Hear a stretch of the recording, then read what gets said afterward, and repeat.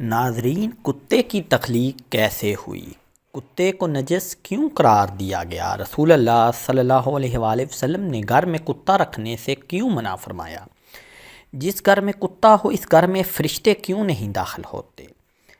کتے میں وہ کون سی 10 صفات ایسی ہیں پائی جاتی ہیں جن میں سے کوئی ایک صفت انسان اپنا لے تو ولی بن جائے؟ دنیا میں کتوں کی کتنی نسلیں پائی جاتی ہیں اور کتے اذان کی آواز سن کر کیوں روتے ہیں؟ یہی ہماری آج کی ویڈیو کا موضوع ہوگا۔ ناظرین، آج کی ویڈیو میں ہم آپ کو کتوں کے متعلق کچھ ایسے حقائق بتائیں گے جو یقیناً آپ کے لیے حیران کن ہوں گے۔ کتا نہ صرف زمانہ قدیم سے انسان کا بہترین ساتھی ہے بلکہ کتوں کا شمار دنیا میں سب سے زیادہ پالے جانے والے پالتو جانوروں میں ہوتا ہے۔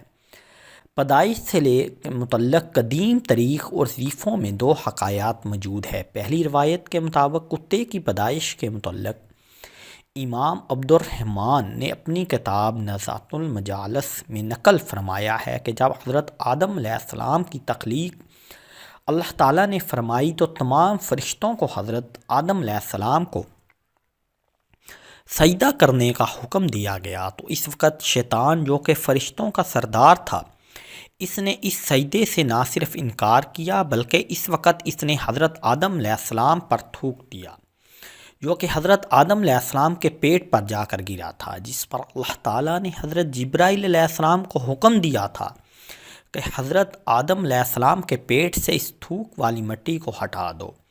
اس مٹی کے ہٹنے سے حضرت آدم علیہ السلام کے پیٹ پر ایک سوراخ بن گیا تھا، جو کہ آج بھی ناف کی صورت میں ہر انسان کے پیٹ پر موجود ہے۔ اس کے بعد اس پیٹ والی مٹی سے کتے کو بنایا گیا۔ یہ واقعہ امام سوفری نے بلا کسی سند کے ذکر کیا ہے قرآن اور حدیث میں، لہٰذا اس کو معتبر نہیں کہا جا سکتا۔ دوسری حکایت نور المومنین نامی کتاب میں موجود ہے، جس میں حضرت علی رضی اللہ تعالیٰ عنہ نے ہمارے پیارے نبی حضرت محمد صلی اللہ علیہ وآلہ وسلم سے دریافت کیا کہ کتوں کو کیوں پیدا کیا گیا اور انسان کو اس کو اپنے گھر میں رکھنے سے کیوں منع کیا گیا؟ تو اس کے جواب میں نبی کریم صلی اللہ علیہ وآلہ وسلم نے فرمایا تھا کہ جب حضرت آدم علیہ السلام اور بی بی حوا علیہ السلام کو اللہ تعالیٰ نے زمین پر بھیجا تھا تو وہ دونوں خوف سے ایک پرندے کی مانند کانپ رہے تھے۔ اس وقت شیطان دنیا کے دیگر پرندوں کے پاس گیا تھا اور ان سے کہا تھا کہ تم لوگ آ کر ان معصوم پرندوں جیسے کمزور لوگوں کو کھا لو۔ درندوں کو پکارتے ہوئے شیطان کے منہ سے کف جاری ہوا تھا۔ اس تھوک سے کتوں کو تخلیق کیا گیا۔ یہی کتے اس کے بعد انسانوں اور ان درندوں کے بیچ اللہ تعالیٰ کے حکم سے آ گئے تھے اور انہوں نے انسانوں کو بچا لیا تھا۔ بخاری شریف کی حدیث نمبر 3227 اور مسلم شریف امام سمیت دیگر حدیث کی کتب میں ام المومنین حضرت سیدنا مومنہ رضی اللہ تعالی عنہ سے یہ روایت بیان کی جاتی ہے کہ ایک بار رسول اللہ صلی اللہ علیہ وآلہ وسلم بیدار ہوئے تو غمگین اور خاموش تھے۔ میں نے پوچھا، یا رسول اللہ صلی اللہ علیہ وآلہ وسلم کیا بات ہے؟ آپ کی کیفیت بدلی سی ہے۔ فرمایا، حضرت جبرائیل علیہ السلام نے رات آنے کا وعدہ کیا تھا پر نہیں آئے۔ پورا دن اسی طرح گزرا، پھر آپ کو یاد آیا کہ ہمارے بچھونے کے نیچے کتے کا ایک پلہ ہے۔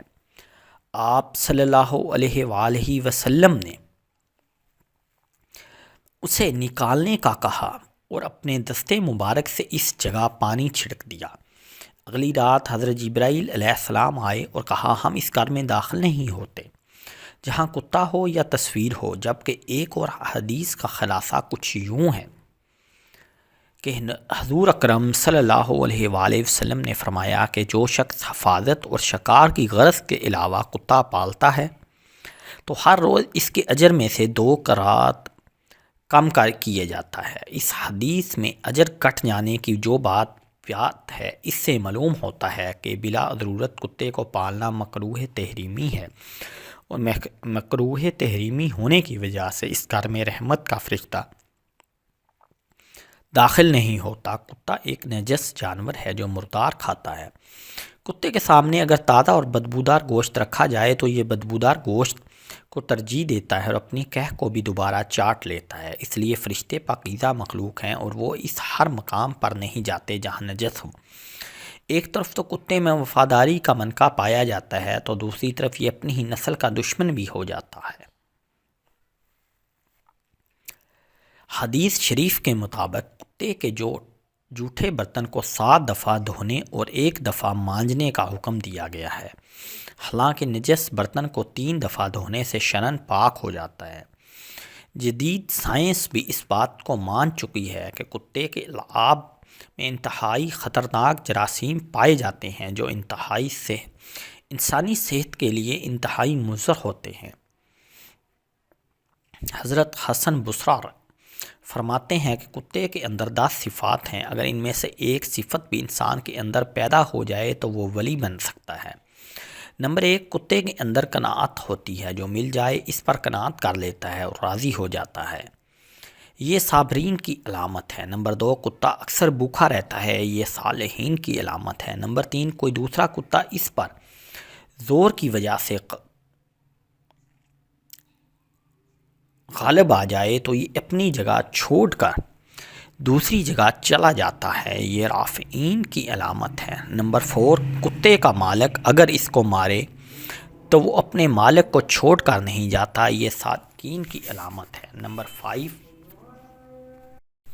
اگر کتے کا مالک بیٹھا کھانا کھا رہا ہو تو یہ باوجود طاقت اور قوت کے اس سے کھانا نہیں چھینتا، یہ مسکین کی علامت ہے۔ نمبر 6، جب مالک اپنے گھر میں ہو تو یہ دور جوتوں کے پاس جا کر بیٹھ جاتا ہے، ادنا جگہ پر راضی ہو جاتا ہے، یہ متواضعین کی علامت ہے۔ نمبر 7، دنیا میں رہنے کے لیے اس کا کوئی اپنا گھر نہیں ہوتا، یہ متوکلین کی علامت ہے۔ نمبر 8، رات کو یہ کم سوتا ہے، یہ محبین کی علامت ہے۔ نمبر 9، اگر اس کا مالک اس کو مارے تو یہ تھوڑی دیر کے لیے دور چلا جاتا ہے، اور اگر اس کا مالک اس کو دوبارہ روٹی ڈالے تو یہ دوبارہ آ کر کھا لیتا ہے، اس سے ناراض نہیں ہوتا، یہ خاشعین کی علامت ہے۔ نمبر 10، جب مرتا ہے تو اس کی کوئی میراث نہیں ہوتی، یہ زاہدین کی علامت ہے۔ ناظرین، یہ تمام علامتیں حضرت حسن بصری رحمۃ اللہ علیہ فرمایا کرتے تھے۔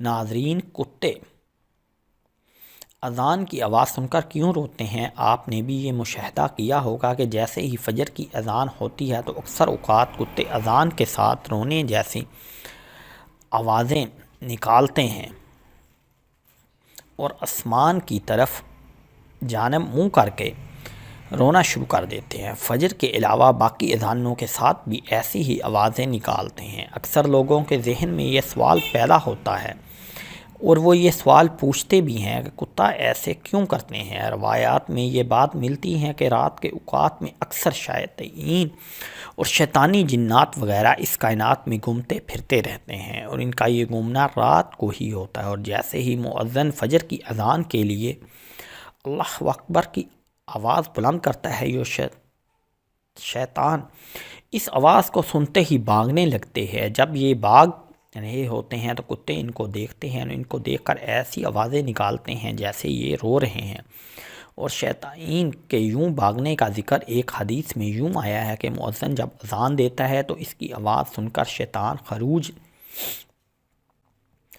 عیہ کی آواز کرتے بھاگتا ہے۔ یاد رہے کہ انسانی نظر سے اللہ نے بہت سی باتوں کو پوشیدہ رکھا ہے، لیکن بعض جانوروں میں یہ طاقت رکھی ہے کہ وہ ان چیزوں کو دیکھ سکتے ہیں۔ مثلا عذاب قبر کی بات کی جائے تو اس کے بارے میں بھی روایت ہے کہ مردے کی چیخ و پکار کی آواز انسان کے علاوہ باقی مخلوقات بھی سنتی ہیں، اور کتا بھی انہی جانوروں میں سے ہے جو کہ جنات اور شیاطین کو دیکھتا ہے، اسی لیے یہ ان کو دیکھ کر ایسی آوازیں نکالتا ہے۔ دنیا بھر میں اس وقت کتوں